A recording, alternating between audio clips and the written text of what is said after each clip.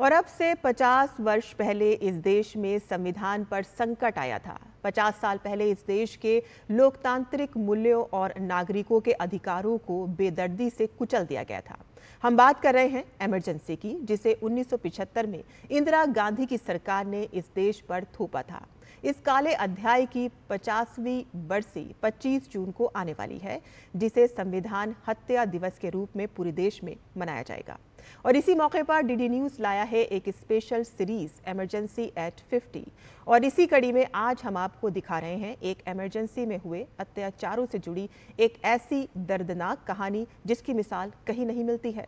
ये दर्दनाक कहानी है एक ऐसी अभिनेत्री की जिस पर न केवल इमरजेंसी के दौरान रूह कपाने वाले अत्याचार किए गए, बल्कि उसे इसकी कीमत उसे अपनी जान देकर चुकानी पड़ी।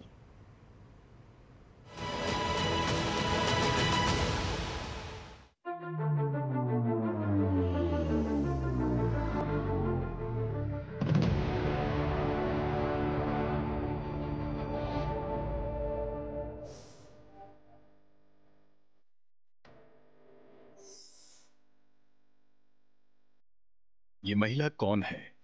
हम में से अधिकांश लोग इन्हें नहीं पहचानते होंगे, क्योंकि इनकी कहानी देश की नई पीढ़ी से हमेशा छिपाई गई है। ये दक्षिण भारतीय फिल्मों की लोकप्रिय अभिनेत्री स्नेहलता रेड्डी हैं। लेकिन यह इनका एकमात्र परिचय नहीं है का पता है। इसके बाद स्नेहलता के साथ जो कुछ किया गया वो जानकर आप सिहर जाएंगे। 2 मई 1976 को स्नेहलता को maintenance of internal security act यानी मीसा के अंतर्गत बंदी बना लिया गया। ये वही एक्ट है जिसके तहत आपातकाल में अधिकतर गिरफ्तारियां हुई थी। बेंगलुरु जेल में उन्हें ऐसी कोठरी में रखा गया जहां एक व्यक्ति भी कठिनाई से रह पाता।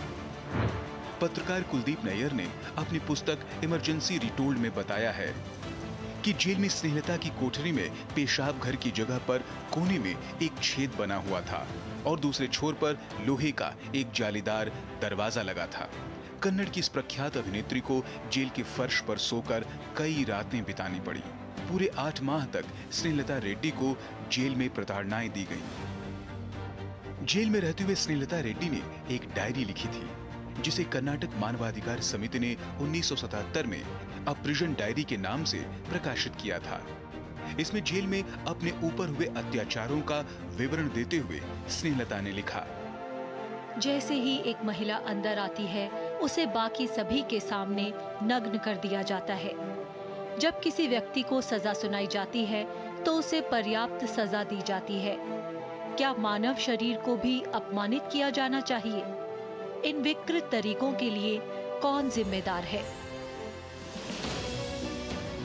आपातकाल में देश के अधिकांश विपक्षी नेताओं को जेल में डाल दिया गया था।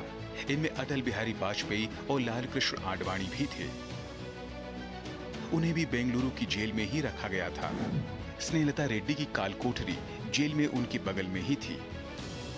अटल बिहारी वाजपेयी और लाल कृष्ण आडवाणी ने बाद में बताया था कि कारावास के समय उन्हें किसी महिला के चीखने की आवाज सुनाई देती थी।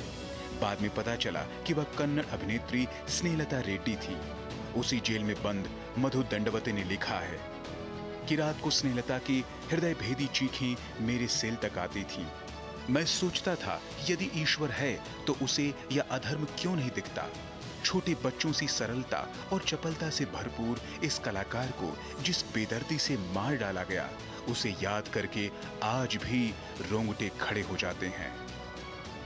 स्नेहलता अस्थमा रोगी थी, फिर भी जेल में उन्हें उपचार नहीं दिया गया, बल्कि उल्टा कठोर यातनाएं बढ़ा दी गईं। ये बातें उन्होंने ही मानवाधिकार कार्यकर्ताओं को बताई थी। जब उनकी हालत दिन ब दिन बिगड़ने लगी, 8 महीने बाद 15 जनवरी 1977 को उन्हें पेरोल पर रिहा कर दिया गया। रिहाई के सिर्फ 5 दिन बाद ही स्नेहलता रेड्डी का हार्ट अटैक से निधन हो गया।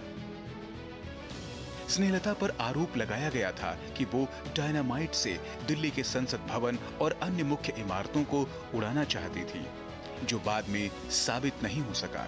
यानी झूठे आरोपों में स्नेहलता को गिरफ्तार कर प्रताड़ित किया गया और उन्हें मौत के मुंह में धकेल दिया गया। स्नेहलता अकेली नहीं, ऐसी कई युवतियां और युवक थे जिनका इमरजेंसी के नाम पर अंत कर दिया। स्वतंत्र भारत ने इससे पहले न ऐसा फांसीवाद देखा, न इसके बाद।